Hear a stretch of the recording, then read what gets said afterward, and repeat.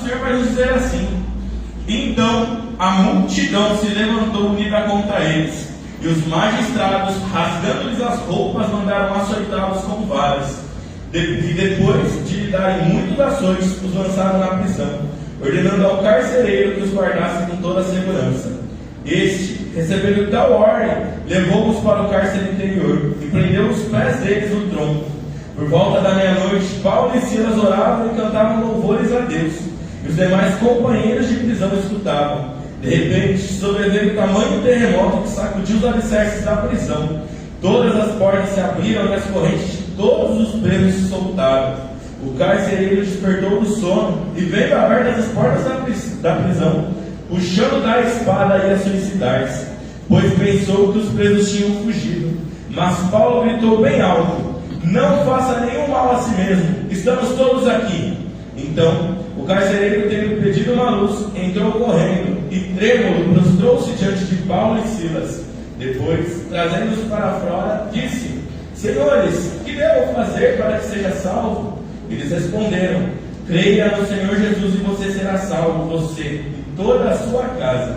E pregaram a palavra de Deus ao carcereiro e a todos os que faziam parte da casa dele. Naquela mesma hora da noite, cuidando deles, lavou-lhes as feridas dos açoites. Logo a seguir, ele e todos os membros da casa dele foram batizados. Então, levando-os para a sua própria casa, deu-lhes de comer, e com todos os seus manifestava grande alegria por ter crido em Deus. Irmão, provavelmente você já ouviu essa passagem em algum momento da sua vida. Essa passagem é uma passagem bem conhecida, mas que ela traz um peso muito grande para a nossa vida, e nos traz um ensinamento muito importante. E para você entender, irmão, o tamanho desse ensinamento, eu quero te explicar o contexto dessa passagem, porque é interessante que essa passagem que eu li para vocês no capítulo 16 de Atos, ela vem logo depois de um capítulo muito turbulento, porque o capítulo 15 foi um capítulo recheado de desavenças. Porque no capítulo 15 a gente tem o concílio de Jerusalém, e a gente tem uma briga que acontece entre Paulo e Barnabé, uma briga entre eles que faz com que haja um rompimento e com eles se separem. E é interessante que essa questão do rompimento que acontece entre Paulo e Barnabé é o que permite que o evangelho possa se espalhar mais rápido. É o que permite que Deus possa levar Paulo ao lugar onde Ele queria levar Paulo. Irmão, falo isso porque talvez nessa noite você esteja numa situação de rompimento. Talvez Deus tenha rompido com alguma coisa na sua vida. Uma amizade, um relacionamento, um emprego, um sonho, alguma coisa que está te causando muita dor. Mas, irmão, eu quero que você entenda que às vezes Deus vai romper coisas na nossa vida para nos levar ao lugar que Ele quer que a gente vá. Então, mesmo quando isso acontecer, Ele ainda está no controle da situação. Irmão, isso é tão incrível porque a partir do momento que há um rompimento, Paulo faz algo que muitas vezes nós deixamos de fazer. Paulo, ele pede a orientação do Espírito Santo, porque nem Paulo sabia onde ele precisava ir, mas o Espírito Santo iria conduzir ele no caminho. Mas o interessante na jornada de Paulo, até o local que ele tinha que ir, é que Paulo iria parar em muitos lugares. E a intenção do coração de Paulo era boa. Ele queria parar naqueles lugares para pregar o Evangelho, para salvar vidas. Mas mesmo que a intenção fosse boa, o Espírito Santo não permitiu que Paulo parasse naqueles lugares. E é interessante que não é porque o Espírito não permitiu que Paulo fosse, que aqueles lugares iriam ficar sem o Evangelho. Eles iriam ser evangelizados porque outros apóstolos iriam para lá. Mas não era o lugar que Paulo deveria ir. Irmão, eu digo isso porque eu estava meditando nessa passagem. E muitas vezes nós pedimos para Deus nos levar a alguns lugares. Muitas vezes nós pedimos para Deus nos conceder algumas situações. E muitas vezes nós temos boas intenções com isso. Mas há lugares, irmão, que mesmo que a sua intenção seja boa, não é para você. Porque há lugares que Deus já preparou para outra pessoa. Então, ainda assim nós devemos seguir a direção dele. E sabe o que é interessante? Que o Espírito vai levar Paulo ao lugar onde ele deve ir. Mas Paulo vai sair de Antioquia e ele vai para lá na cidade de Filipos. Tem um detalhe muito sutil aqui quando a gente olha a Bíblia, a gente não percebe. A distância, irmão, de Antioquia até Filipos é de aproximadamente 3.000 quilômetros. Ou seja, Paulo fez uma viagem de 3.000 quilômetros a pé. Eu não sei se alguém aqui já teve a experiência. Alguém aqui já teve a experiência de caminhar 5 quilômetros, 10 quilômetros, ou até uma maratona 42 quilômetros? Irmão, se alguém já teve essa experiência, sabe que é algo muito desgastante. Sabe que é algo que cansa muito e que demanda muito tempo. Então essa viagem que Paulo fez até Filipos não foi uma viagem de dias, foi uma viagem de meses. Então você imagina o desgaste físico que o apóstolo está quando ele chega naquela região. E isso me ensina o seguinte, irmão, que muitas vezes nós queremos andar na vontade de Deus, muitas vezes nós queremos que Deus nos conduza ao local que Ele quer nos levar, mas muitas vezes para Deus nos levar onde Ele quer, você vai ter que passar por um processo. Por um processo muito longo, por um processo muitas vezes muito desgastante.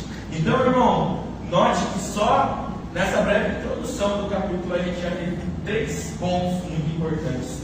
O primeiro, que muitas vezes Deus vai tirar coisas de você para te levar para o lugar onde Ele quer. Muitas vezes Deus vai negar coisas que você quer, porque não é a vontade dEle.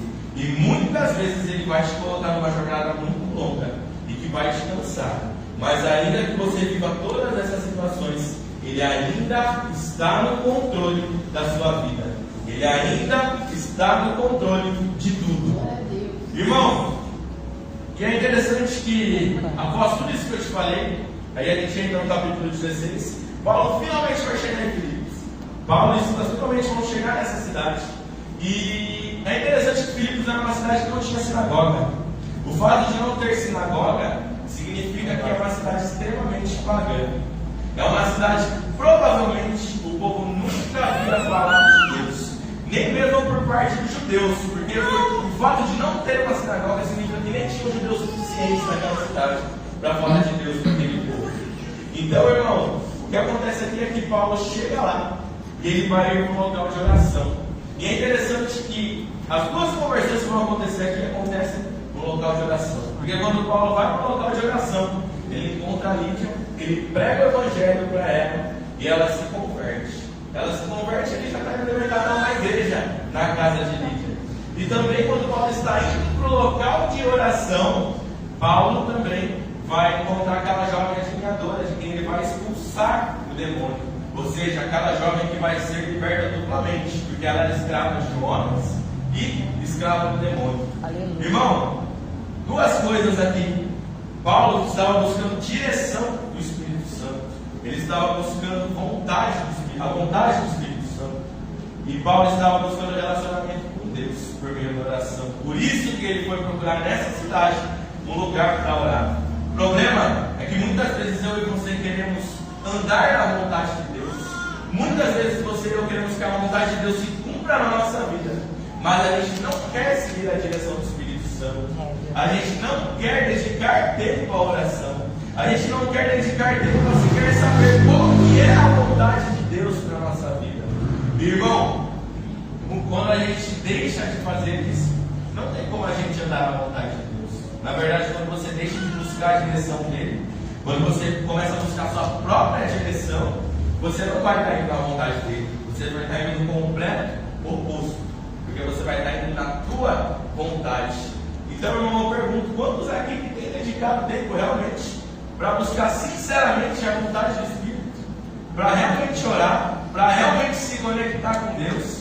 Quem realmente tem feito isso não por religiosidade, mas porque realmente quer um relacionamento sincero, um relacionamento honesto, um relacionamento profundo com Deus. Porque é isso que Ele espera de nós enquanto cristãos. É isso que Ele espera de você enquanto filho. Que você busca Ele verdadeiramente. Irmão, sabe o que é interessante aqui? Que depois de tudo isso que eu te falei, Paulo poderia ter pensado que a missão dele já estava completa. Porque Paulo já havia chegado no lugar que Deus queria. Paulo já havia convertido pessoas. Paulo já havia plantado uma igreja.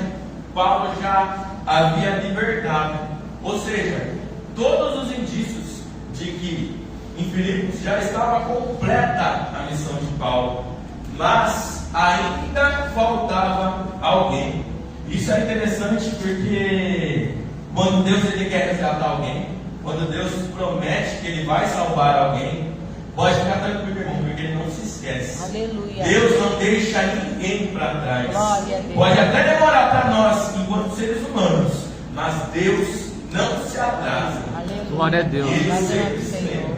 Mas, para que isso acontecesse, teria que acontecer uma coisa terrível com Paulo e Silas.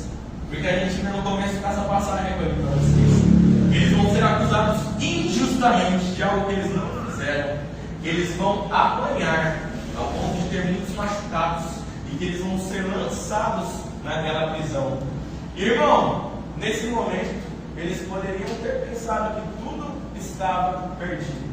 Porque talvez muitos de vocês, eu me coloco nisso, talvez nós teríamos pensado que tudo estava perdido.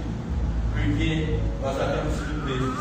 Mas é nesse exato momento que a gente vê a maturidade na fé de Paulo e Silas. Porque eles estão na prisão, eles estão acorrentados. Em vez de eles murmurarem, em vez de eles reclamarem, em vez de eles questionarem Deus, em vez de eles se abalarem, eles estão cantando e louvando a Deus. Eles estão adorando a Deus. Irmão, isso é muito forte.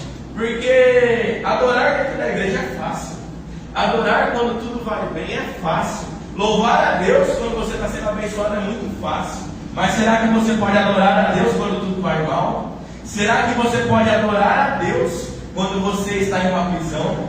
Quando começa a tempestade? Porque, irmão, muitas vezes o que impede eu e você de vivermos o sobrenatural é o fato da gente se abalar muito fácil. É o fato da gente deixar a nossa confiança de Deus sumir de uma forma tão fácil. Porque no primeiro empecilho, na primeira prova, irmão, tem que te falar uma verdade aqui, eu e você nem vivemos provas de verdade.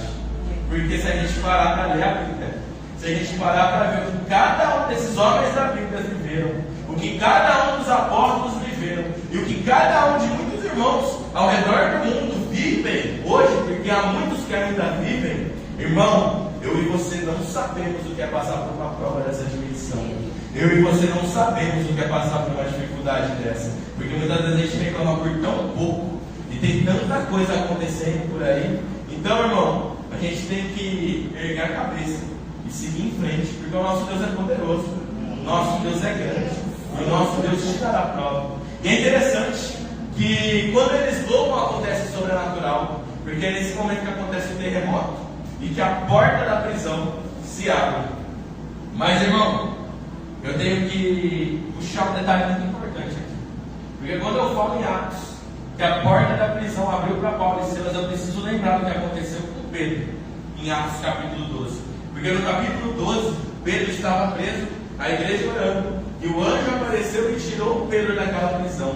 Mas note que a porta que se abriu para Pedro é totalmente diferente da porta que se abriu para Paulo e Silas. Porque a porta que se abriu para Pedro significava salvação. Mas a porta que se abriu para Paulo e Silas significava teste. Irmão, sabe o que isso me ensina?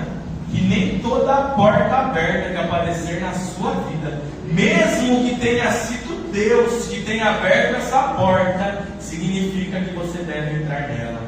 Principalmente quando de alguma forma essa oportunidade vai prejudicar alguém.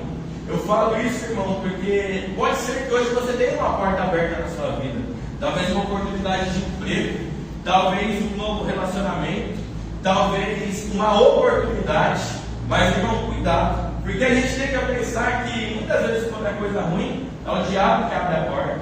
Mas muitas vezes Deus abre a porta, mas não é para você entrar naquela porta. Deus abre a porta para te testar. Deus abre a porta para ver se você vai entrar nela sem sequer pedir a direção dele antes. Porque essa porta não era para eles terem entrado. E o fato deles não terem entrado nessa porta foi o que permitiu que a vontade de Deus se cumprisse naquela prisão. Porque é interessante que o carcereiro, ao ver que a porta daquela prisão estava aberta, ele pensou: tudo está perdido.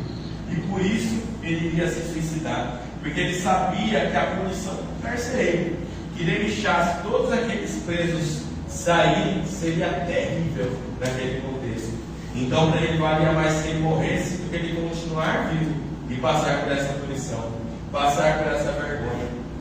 Mas é interessante que, mesmo quando isso está perdido, Deus ainda está no controle. Porque no momento em que ele ia se suicidar, Paulo gritou. E pela obediência de Paulo, de ter feito a vontade de Deus, foi que a vida daquele carcereiro pôde ser salva. Mas, irmão, tem um detalhe aqui que muitas vezes passa despercebido. E que é um detalhe muito lindo. Porque Paulo e Silas não sabiam, mas eles precisavam do carcereiro. E o carcereiro não sabia, mas ele precisava de Paulo e Silas. Porque tem um detalhe muito sutil no fim desse capítulo, que vai falar que o carcereiro, ele limpou as feridas de Paulo e Silas. A ferida do açoite, uma ferida que provavelmente já estava até sangrando ainda. Ele limpou, porque a ferida que Paulo e Silas tinham era física. E na mesma água que o sangue daqueles apóstolos foram derramados, na mesma água que aquele carcereiro limpou os apóstolos, naquela mesma água, o carcereiro e toda a família dele foram batizados, porque o carcereiro e a família dele tinham uma ferida espiritual. Irmão, por que isso aconteceu? Isso aconteceu por causa da água? Isso aconteceu por causa do sangue dos apóstolos? Isso aconteceu por causa do batismo? Não. Isso aconteceu por um único motivo. Por causa de Jesus. Porque Jesus é o caminho, a verdade e a vida. Jesus é o único que cura todo tipo de ferida que você possa ter. Talvez hoje você tenha chegado aqui ferido. Talvez você tenha uma ferida física. Talvez você tenha uma ferida emocional. Talvez você tenha uma ferida emocional. Talvez possa haver alguém aqui que nem aceitou Jesus também, sinceramente, de todo o coração. Mas, irmão, independente do que esteja na sua vida, se há um nome que pode curar qualquer tipo de ferida, se tem um nome que pode transformar qualquer tipo de realidade, esse é o nome de Jesus. Glória é a o Deus. nome poderoso e santo de Jesus.